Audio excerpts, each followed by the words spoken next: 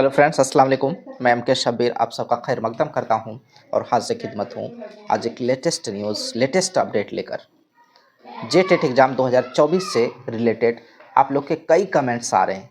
बार बार आप लोग पूछ रहे हैं कि सर एग्ज़ाम का अपडेट जो भी है बताइए, एग्ज़ाम कब होने जा रहा है, ज़रूर इन्फॉर्म कीजिएगा। तो फ्रेंड्स, मैं बता देना चाहता हूं कि एग्ज़ाम से रिलेटेड जो भी इससे रिलेटेड, इससे मुताल्लिक जो भी न्यूज़ हमारे पास आएंगे ज़रूर आप तक शेयर करूंगा और कोशिश में भी लगा रहता हूं कि इससे रिलेटेड न्यूज़ जो है आप तक पहुंचा सकूं।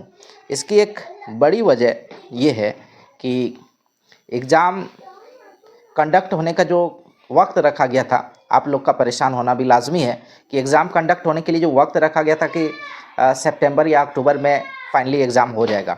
लेकिन इसके बाद जो सबसे पहला नियमावली में जो सबसे पहला पॉइंट था वो कि जो सिलेबस को लेकर, तो सिलेबस मैक्स कई सब्जेक्ट्स ऐसे हैं जिसके टॉपिक ही बिल्कुल क्लियर नहीं किए गए हैं। कई सब्जेक्ट्स और इसी में जो है एक उर्दू भी सब्जेक्ट है जिसके टॉपिक्स जो है ये क्लियर नहीं किए गए। सिर्फ बता दिया कि 11-12 का पढ़ें, ग्रेजुएशन का पढ़ें, यहाँ से आपको क्वेश्चन पूछे जाएंगे। लेकिन आखिर टॉपिक्स क्या होगा? अगर मान लीजिए 6 to 8 के लिए बता दिया जाता है कि ग्रेजुएशन के लिए, BA ऑनर्स के लिए जो सिलेबस है उसको पढ़ें, तो आप समझ सकते हैं ये तो जेपीएससी लेवल का सिलेबस हो गया। ये कैसा सिलेबस हो गया? जेपीएससी लेवल का। और दे क्या रहे हैं आप? और एग्ज़ाम अपियर जो आप होने जा रहे हैं वो टेट लेवल का, जेटेट एग्जामिनेशन, जो एक पात्रता परीक्षा है। इससे आपकी जॉब नहीं लगने जा रही है डायरेक्ट, ये आपकी पात्रता परीक्षा है। इसके बाद फिर आपको मेंस देना होगा और मेंस में आने के बाद ही फिर आपका रिजल्ट बनेगा। तो फ्रेंड्स, लेकिन यहाँ पहले पात्रता परीक्षा भी पास करना ज़रूरी है। तो ये कई सब्जेक्ट के साथ था कि उसका सिलेबस चाहे तो बहुत लॉन्ग था या फिर क्लियर नहीं किया गया था। तो सिलेबस के लेकर सबसे पहले बात उठी और उसके बाद क्या था कि एक एक सब्जेक्ट में पास करना। जो पार्ट हैं, मान लीजिए 1 to 5 में 5 पार्ट्स हैं, तो एक एक पार्ट में, एक एक सेक्शन में पास करना है। 30 नंबर्स में आपको जो 50 या 45 या 55 या 60 जितने भी मार्क्स लाने हैं तो वो आपको लाने पड़ेंगे। तो एक एक पार्ट में पास करना ये भी अनिवार्य कर दिया गया था और ये भी एक रीज़न था कि स्टूडेंट्स को काफ़ी परेशानियों का सामना। जबकि सी-टेट की भी बात करें तो सी-टेट में भी ये चीज़ लागू नहीं है, तो फिर जे-टेट में क्यों लागू किया गया? तो ये सारा चीज़ आधार यहाँ बनाया गया। और इसके बाद क्या हुआ? एक आंदोलन कहिए, एक सरकार से एक डिमांड किया गया कि भाई ये चीज़ें हम स्टूडेंट्स को गलत लग रहा है, हमारे सिलेबस जो है वो क्लियर नहीं है, तो क्यों ना हम लोग को एक जो है आप संशोधित सिलेबस दीजिए। और इन सारे डिमांड में अब जो मैं इम्पोर्टेंट बात बताने जा रहा हूँ कि आखिरकार जो है संशोधन करके मसौदा तैयार कर लिया गया। इस पर एक समिति भी गठित हुई और समिति गठित होने के बाद ये मामला साथ आ गया कि भाई संशोधित होना चाहिए, सिलेबस भी संशोधित होगा और उसमें चेंजिंग होगा, आपको सिलेबस क्लियर किया जाएगा, कम किया जाएगा। और दूसरी बात ये कि जो सेक्शन वाइज, पार्ट वाइज जो पास करने की बाध्यता है वो भी आपका रिमूव कर दिया जाएगा, हटा दिया जाएगा। लेकिन अब फ्रेंड्स, इसके लिए अब जो अगली कड़ी थी कि मसौदा तैयार होना, तो इसके लिए एक मतलब दोबारा से जो है जो संशोधित नियमावली है उसको पेश करना। तो जो संशोधित नियमावली है वो भी पेश किया गया, वो भी आ गया विशेषज्ञों की टीम से। और अंततः अब क्या है कि इसको कैबिनेट से, अब जो टाइम है इसको कैबिनेट से पास करने का। लेकिन फ्रेंड्स, अभी तक कैबिनेट से पास नहीं हुआ है और कैबिनेट के पास होने के बाद ये लागू हो जाएगा और फिर जो अगली प्रक्रिया होगी एग्ज़ाम की होगी। अब देखिए, एग्ज़ाम में सबसे बड़ी बाधा क्या है? सबसे पहला तो कैबिनेट से पास हो, अगर कैबिनेट से पास हो जाता है तो अगली प्रक्रिया एग्ज़ाम। लेकिन अब जो है वक्त इलेक्शन का आ चुका है झारखंड में जो है इलेक्शन का वक्त आ चुका है और जब आचार संहिता लागू हो जाएगा तो फिर आपका इलेक्शन के टाइम में ना तो एग्ज़ाम होने जा रहा है, क्योंकि कई बाध्यताएं हैं जिसकी वजह से नहीं हो पाएगा।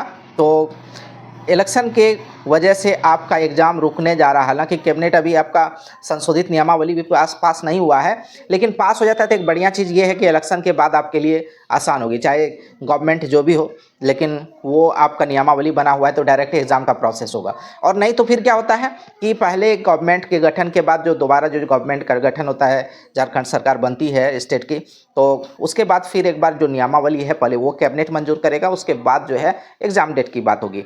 तो एक बात जो है एग्ज़ाम डेट के बारे में क्लियर हो लीजिए आप लोग कि अब आपका एग्ज़ाम अभी अक्टूबर, नवंबर, दिसंबर तक तो नहीं होने जा रहा है।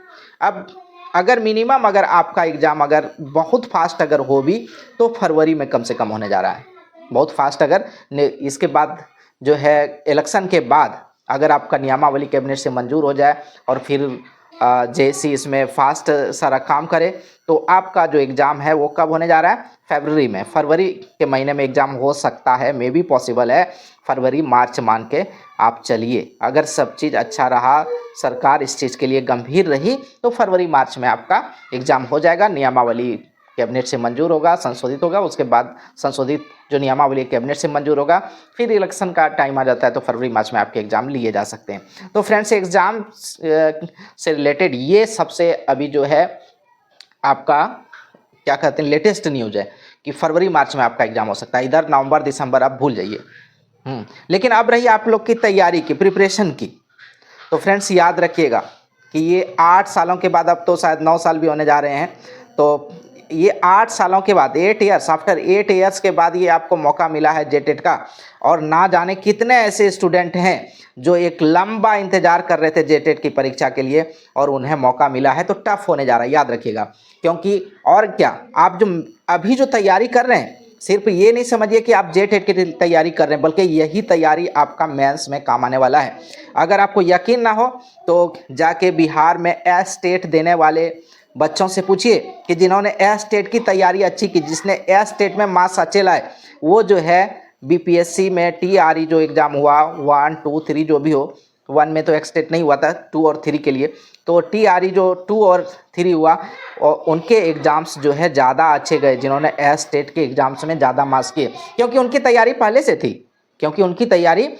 थी, तो आप भी अपनी तैयारी को बिल्कुल जो है जारी रखिए और अपनी तैयारी को इस कदर मजबूत रखिए कि सिर्फ टेट नहीं, टेट आप पास हो जाएंगे, टेट आप थोड़ा सा अच्छी तैयारी करेंगे पास हो जाएंगे, लेकिन सिर्फ टेट पास तक नहीं, इसके बाद जो मेंस एग्जाम होने वाला है 24,000 जो सीटों की वैकेंसी है। और याद रखिएगा, उर्दू बच्चों के लिए मैं बताना चाहूँगा कि कई बार ये देखा गया है पिछले कई बार से कि उर्दू की सीटें खाली जाती है। आप लोग टेट पास कीजिए और उसके बाद जो है इतनी अच्छी तरह से तैयारी में लगे रहिए कि मेंस की तैयारी भी साथ में ही हो जाए और इंशाल्लाह फिर आप लोग का भी सिलेक्शन हो जाएगा। तो फ्रेंड्स, इस वीडियो में बस इतना ही। अगर फिर भी कमेंट्स आप कर सकते हैं कि किसी चीज़ के मुतालिक, एग्ज़ाम के बारे में या और किसी चीज़ के मुतालिक आप जानना चाहते हैं, किसी टॉपिक के बारे में आप जानना चाहते हैं, या फिर कुछ टॉपिक के बारे में सुझाव देना चाहते हैं कि सर ये पढ़ाइए या इस तरह पढ़ाइए, जो भी आपको कमेंट्स में लिखने के लिए बिल्कुल आप इंडिपेंडेंट है, स्वतंत्र है, कमेंट में लिखिए, अच्छी बातें लिखिए। इंशाल्लाह ताला फिर मिलते हैं नेक्स्ट वीडियो में। अल्लाह हाफिज़।